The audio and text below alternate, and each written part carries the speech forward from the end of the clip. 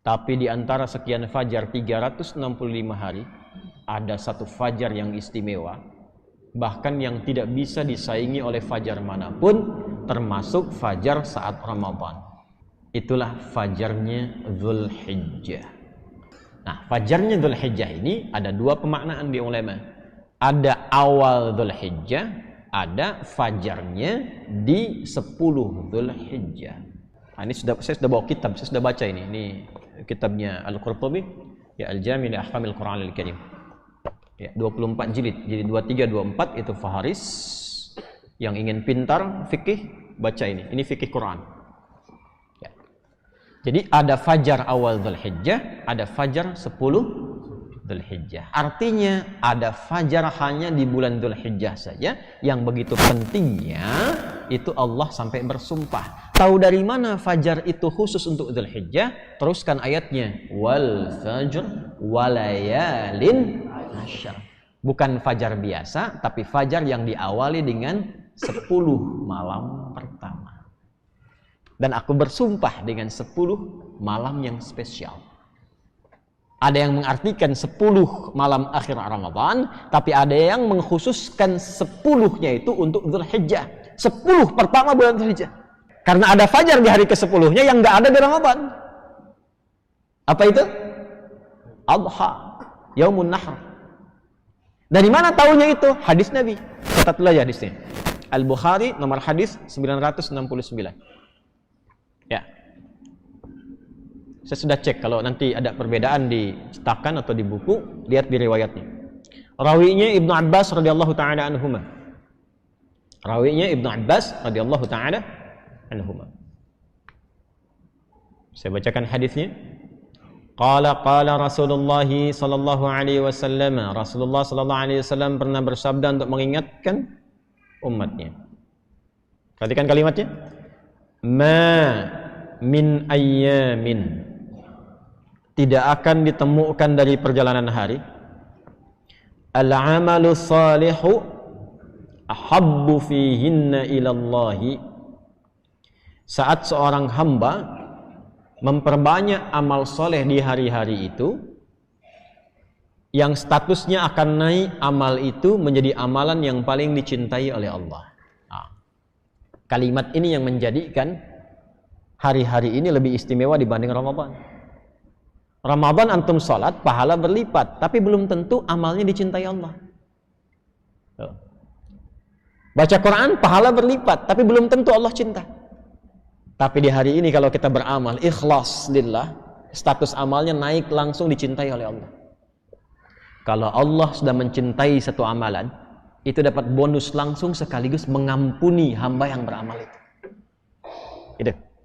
Jadi kalau Allah sudah mencintai satu amalan dari seorang hamba, itu langsung diberikan bonus sekaligus mengampuni dosa-dosanya. Itu rumusnya ada di Quran surah ketiga ayat 31. Qul in kuntum tuhibbunallaha fattabi'uni. Yuhibbukumullah wa yaghfir lakum dzunubakum. Katakan Muhammad SAW, kalau kalian serius mencintai Allah, katakan pada umatmu, kalau serius mencintai Allah, maka mendekatlah kepada Allah lewat jalan yang ditunjukkan oleh Rasulullah. Makanya syahadat kita itu terangkai, asyhadu an la ilaha illallah wa asyhadu anna Muhammadan Rasulullah. Ini nggak usah aneh-aneh. Salatnya ikut bagaimana Rasulullah contohkan. Salamnya assalamualaikum warahmatullahi wabarakatuh. Itu yang contohkan Nabi, bukan salam yang aneh-aneh. Ya, hindari dosa besar. Zina nggak bisa ditebus dengan uang. Ya, nggak usah aneh-aneh. Jadi diikuti apa yang dicontohkan oleh siapa? Rasulullah. Kita konsisten melihat seperti yang Nabi contohkan. Makanya Nabi itu utuh contohnya, bukan cuma di sholat. Semua utuh dari Nabi itu, dari ujung kepala sampai ujung kaki. Ada bab tentang melihat. Pernah kita dengar tuntunan Nabi tentang melihat? Ada bab tentang bicara, ada bab tentang mendengar, ada semua. Dan wujudnya eksis, ada itu. Dan total. Di rumah tangga, Nabi berumah tangga. Nabi Isa nggak bisa jadi contoh di rumah tangga karena nggak nikah. Nabi Isa nggak bisa jadi contoh berbuat baik pada ayah karena lahirnya tanpa ayah, ibu saja. Nabi Muhammad itu lengkap semuanya ada. Bahkan ketika ditemukan keluarga misalnya, ya, yang ada masalah di dalamnya seperti Abu Lahab, ada contohnya juga. Bagaimana cara mendakwahinya? Itu lengkap semua. Karena itu disebut uswah. Ya, Quran surah 33 itu ayat 21, laqad kana lakum fi rasulillahi uswatun hasanah. Uswah itu keteladanan yang kalau diteladani jadi teladan lagi. Itu uswah. Makanya semua yang meneladani Rasulullah itu pasti jadi teladan. Pasti itu. Walaupun statusnya bukan sahabat, bukan tabi'in. Sahabat yang hidup dengan Nabi, meneladani Nabi, namanya sampai sekarang dikenang. Jadi baik semua. Padahal sebelum ikut Nabi, kenal Nabi, tapi nggak ikut Nabi. Itu jelek perilakunya. Ada yang jelek. Coba cek Umar bin Khattab. Coba cek Khalid bin Walid. Sebelum ikut Nabi. Bagaimana perilakunya? Setelah ikut Nabi, bahkan kita kenang dan kenal sampai sekarang, semua kebaikannya saja. Yang nggak ikut Nabi tetap viral dengan keburukannya. Abu Jahal. Kalau saya sebut nama itu, yang terbayang apa? Jahal. Kan? Tapi kalau sebut Abu Bakar, Umar bin Khattab, yang dikenang semua kebaikannya. Ali bin Abi Thalib. Lewat generasi pindah, Abu Hanifah, Imam Malik, Imam Syafi'i. Pindah terus sampai yang istiqomah mengikuti Nabi dari kalangan-kalangan misalnya pengajar, ulama, al-ulama warathatul anbiya. Baik kan? Sepanjang ikut Nabi, ulama lisannya lembut. Ya. Fatwanya menenangkan, mengarahkan pada kebaikan, itu jadi teladan. Jangankan itu, ikut satu aja bagian. Lisannya kah, pandangannya kah, telinganya kah, itu demi Allah saya katakan jadi teladan. Itulah Rasulullah. Nah, kalau sudah dicintai, diikuti Nabi, cinta Allah turun. Yuhibbukumullah wa yaghfir lakum dzunubakum. Langsung dosanya digugurkan oleh Allah sebesar apapun. Nah, ada 10 hari, yang 10 hari itu Allah mengobrol cintanya untuk semua hambanya. Inilah latihan yang bisa merubah seseorang secara singkat jadi hamba yang dicintai oleh Allah. Dosanya bisa gugur saat itu, amalnya naik berlipat. Bisa menghapuskan dosa-dosa yang sebelumnya, menutup kekurangan di masa sebelumnya. Kapan itu terjadi? Yakni ayyamal ashr, 10 hari pertama bulan Dzulhijjah. 10 hari pertama. Qala, seorang sahabat bertanya mengklarifikasi, walal jihadu fi sabilillah ya Rasulullah. Ya Rasulullah, apakah jihad fi sabilillah tidak mampu juga menandingi keutamaan di amalan 10 hari pertama bulan Dzulhijjah ini? Qala, beliau bersabda, walal jihadu fi sabilillah, bahkan jihad fi sabilillah pun tidak bisa mengungguli keistimewaan amalan di 10 hari pertama ini. Illa, kecuali satu amal saja. Rajulun kharaja bimalihi wa nafsihi wa lam yarji' min dzalika bi syai'. Seorang yang berjihad karena Allah dengan hartanya, dengan jiwanya sampai wafat dia tidak kembali lagi. Nah, banyak jihad ini maksudnya. Ya, ada jihad beramal saleh, jihad untuk mengajar sepanjang tidak ada tuntutan secara militer yang dibenarkan oleh qadhi, ada qadhinya, bukan tiap orang memutuskan. Balik. Jadi yang ingin kita bahas adalah ada 10 hari saja. Setiap tahun datangnya cuma sekali 10 hari ini. Kalau nggak dimanfaatkan, rugi. Dan hisabnya berat nanti. Bagaimana kalau di hadapan Allah kemudian ditanya, saya sudah berikan kepada kamu waktu yang tidak saya berikan kepada yang lainnya. Kenapa nggak kamu manfaatkan? Di situ saya berpeluang mencintai engkau. Di situ saya akan ampuni dosamu. Tapi engkau nggak minta ampun. Nah, itulah 10 hari pertama di bulan Dzulhijjah. Siang dan malamnya. Siang dan malamnya. Maka penting bagi kita untuk mengetahui awal Dzulhijjah ini dan mengoptimalkan amalan itu sampai setidaknya 10 hari pertamanya. Apa yang jadi amalannya cepat? Kalau sudah sampai di waktu ini, apa yang menjadi amalan yang bisa kita optimalkan? Satu, langsung saja berdasarkan hadisnya. Kalau kita baca riwayat serupa yang riwayatnya Imam Ahmad bin Hanbal di musnadnya, maka ada tambahan dengan amalan. Ya. Qala kama qala Rasulullah sallallahu alaihi wasallam fa'akthiru, maka perbanyak satu at-tasbih wat tahmid wat takbir wat tahlil. Itu amalan untuk melatih hati. Perbanyak. Pagi, siang, sore sampai malam tasbih. Subhanallah, subhanallah, subhanallah, subhanallah, subhanallah. Nih, sedikit saya berbagi ya, yang guru-guru kami ajarkan itu. Kalau berzikir pakai lisan, hatinya mesti nyambung. Karena itu kenapa bilangannya banyak, untuk melatih hati sampai nyambung. Gitu. Makanya disebut zikir. Zikir itu nyambung, artinya ingat. Zikir itu ingat, diucapkan berkali-kali itu untuk menyentuh hati supaya ingat. Antum saya ingatkan, besok hari Senin ya. Ya. Besok hari Senin. Besok hari Senin.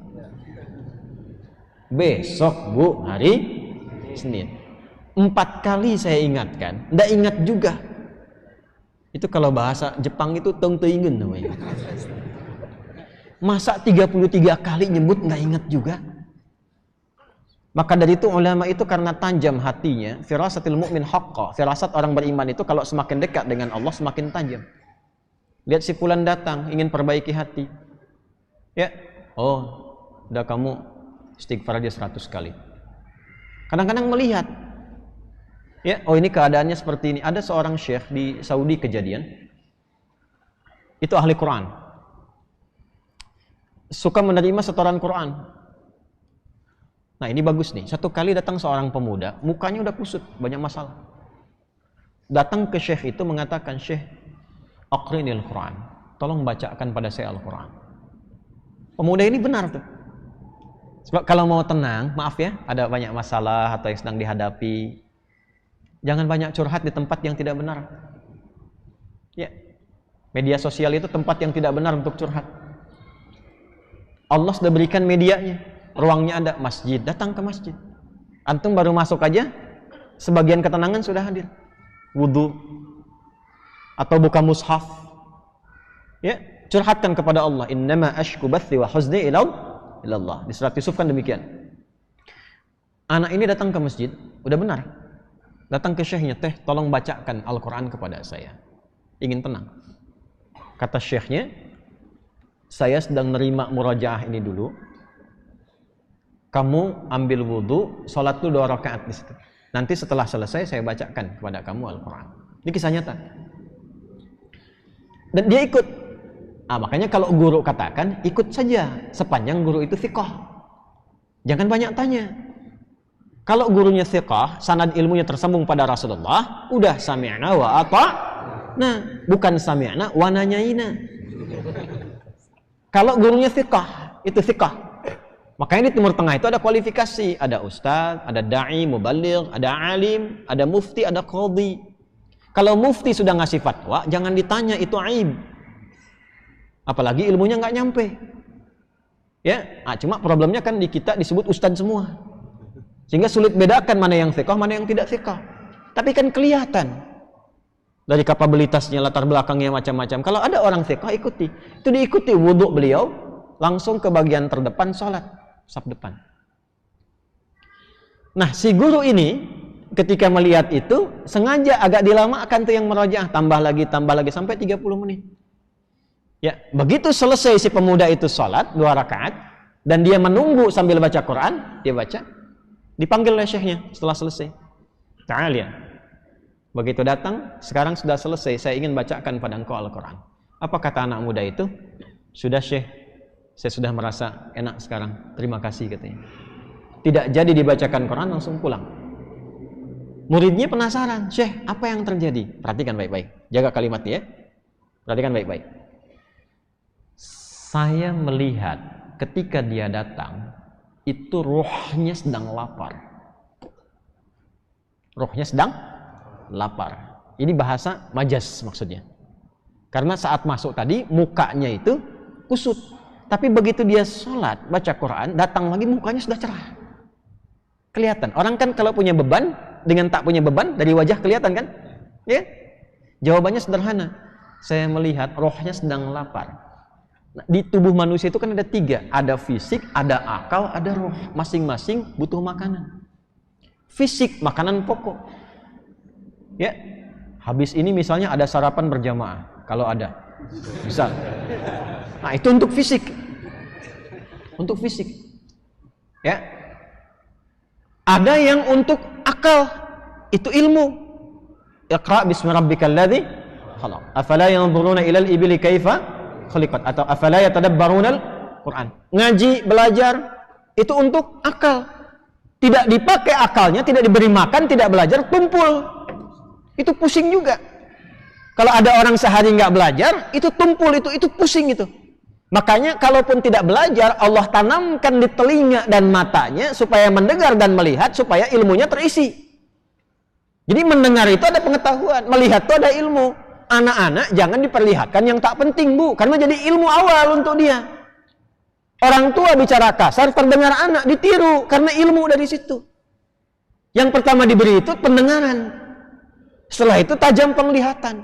Apa yang dilihat, yang didengar, itu yang jadi ilmu. Nah kita yang sudah baligh menyiapkan waktu ngaji seperti ini. Jadi kalau anak-anak tuh mendengar. Saya waktu malam Jumat tuh masih ngisi itu offline. Itu pernah satu kali mengajar, ada anak jalan. Tuh bahagia mereka. Itu dunia anak-anak memang begitu. Jalan, ngobrol, naik ke pintu, bangku didorong-dorong, itu kan? Anak-anak ya, ingat, anak-anak tuh. Itu dunianya nggak apa-apa. Satu kali orang tuanya mungkin melihat, wah ini khawatir mengganggu ke yang lain. Bagus orang tuanya. Dibawa keluar. Begitu mau dibawa keluar, saya bilang tunggu sebentar. Tunggu. Biar aja dulu, karena saya tidak merasa terganggu. Biar dulu.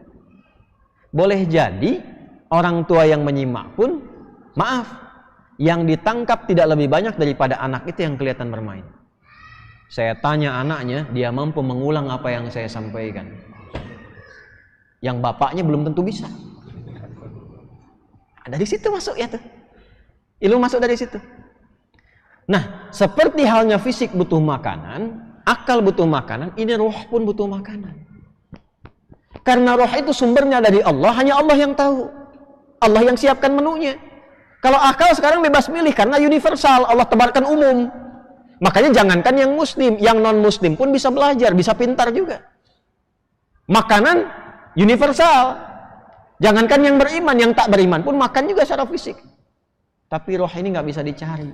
Allah hidangkan langsung karena sumbernya langsung dari Allah. Quran surah 17 ayat 85, yas'alunaka 'anil ruh, qulir ruhu min amri rabbi. Roh itu dari Allah. Karena itu menunya langsung Allah berikan. Itulah menu yang terkumpul dalam ibadah. Salat, baca Quran, itu semua itu kebutuhan roh. Jadi kalau nggak salat, gelisah rohnya. Cari terus gitu. Meditasi apa macam-macam cari. Karena nggak dapat bagiannya. Syekh itu mengatakan, itu rohnya sedang lapar. Begitu diberikan makanannya, kembali sehat. Demikian. Maka ada waktunya kita mengembalikan. Coba 10 hari ini tata lagi. Kenapa sering banyak masalah? Mungkin bukan karena belum kaya. Harta sudah banyak kok, tabungan banyak. Kedudukan bahkan tinggi. Kenapa masalahnya nggak pernah tuntas? Mungkin jiwanya yang belum mendapatkan bagiannya. Hubungannya dengan Allah yang belum diperbaiki. Takwanya yang masih kurang. Maka 10 hari ini itu untuk mengembalikan kita supaya kita mampu memotong gejolak-gejolak nafsu, mampu memotong gejolak-gejolak dunia yang membuat kita itu tidak tenang dalam hidup, tidak terkoneksi dengan Allah. Yang paling bahaya itu merasa tenang dalam maksiat padahal tidak nyambung dengan Allah. Makanya puncaknya digambarkan lewat korban penyembelihan. Kenapa yang disembelih binatang? Karena binatang diciptakan dengan nafsu, nggak ada takwanya. Yang diciptakan dengan takwa tanpa nafsu itu malaikat. Makanya malaikat nggak kenal salah. La ya'sunallaha ma amarahum wa yaf'aluna ma yu'marun. Quran surah 66 ayat yang ke-6. Makanya malaikat nggak ada pernah salah. Pernah dengar malaikat Jibril korupsi ayat? Nah, binatang itu nggak punya takwa, punyanya nafsu saja. Maka binatang itu nggak kenal benar, kenalnya salah saja. Dalam perbuatan, walaupun dia dalam aktivitasnya itu dia berzikir. Burung zikirnya dengan apa? Mengepakkan sayapnya. Ya, Kan binatang itu 3 sifatnya. Ada yang jadi hiasan, ada yang dikonsumsi, ada yang untuk dipekerjakan.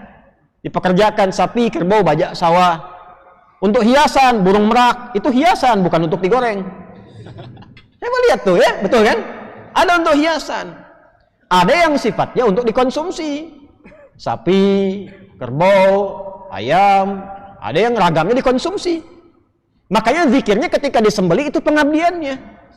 Itu pengabdiannya, itu senang ketika dikonsumsi. Makanya dikonsumsi sebelumnya disembelih dengan nama Allah. Bismillahi Allahu Akbar, supaya tuntas fungsinya untuk ibadah. Jadi jangan zalimi hewannya. Nah, di Islam tuh sampai ke situ difikirkan. Kita ada fikih, pada hewan aja ada fikihnya. Nah, yang disembelih itu gambaran, salah satu makna kiasannya tentang nafsu. Jangan sampai selama hidupnya seperti hewan. Kerjaan cuma makan, minum, tidur. Makan, minum, tidur. Itu hewan. Kita ini hamba yang dihisab. Itu mesti dikurangi sifat hewaninya tuh. Sampai minimalisir sampai yang muncul takwanya. Itulah sebabnya latihan 9 hari supaya hari ke-10-nya saat disembelih, kan hari 9 kita puasa kan? Yang nggak haji itu. Yang haji di sana koreksi diri di padang Arafah, lempar nafsunya dengan jamarat sehingga ketika pulang bersih hatinya. Yang di sini kita 9 hari itu usahakan mendekat pada Allah, banyak istighfar, banyak tasbih, banyak tahmid, takbir, tahlil. Setelah itu puasa puncaknya hari ke-9 membersihkan hati. Makanya orang yang berhasil puasanya dibebaskan dari dosa oleh Allah. Ya, siyamu yaumi arafata, puasa Arafah itu menggugurkan dosa setahun berlalu dan setahunnya akan datang. Nah, yang dimaksud setahunnya akan datang itu menjaga dari dosa karena hatinya sudah bersih. Bukan dijamin gugur dosanya ketika dia berbuat dosa, jangan salah kesimpulan. Dijamin diampuni dosa setahun berlalu. Wah, pulang dari masjid sendal orang di bawah. Dosa itu udah puasa Arafah. Bukan begitu. Di esensi dia lulus hari ke-9 itu hatinya sudah bersih. Makanya digambarkan dengan kurban. Kalau dia punya bagian uangnya, punya bagian porsinya, dia berkurban sebagai puncak kesungguhannya untuk membersihkan jiwa supaya tersambung dengan Allah. Makanya disebut kurban dari kata koruba. Superlatifnya kurban yang semakin dekat hubungannya dengan Allah. Gitu. Jadi setelah selesai itu bukan makin jauh. Lisannya makin senang zikir, kalimatnya baik, pandangan baik, salatnya meningkat. Itulah kurban, makin dekat dengan Allah.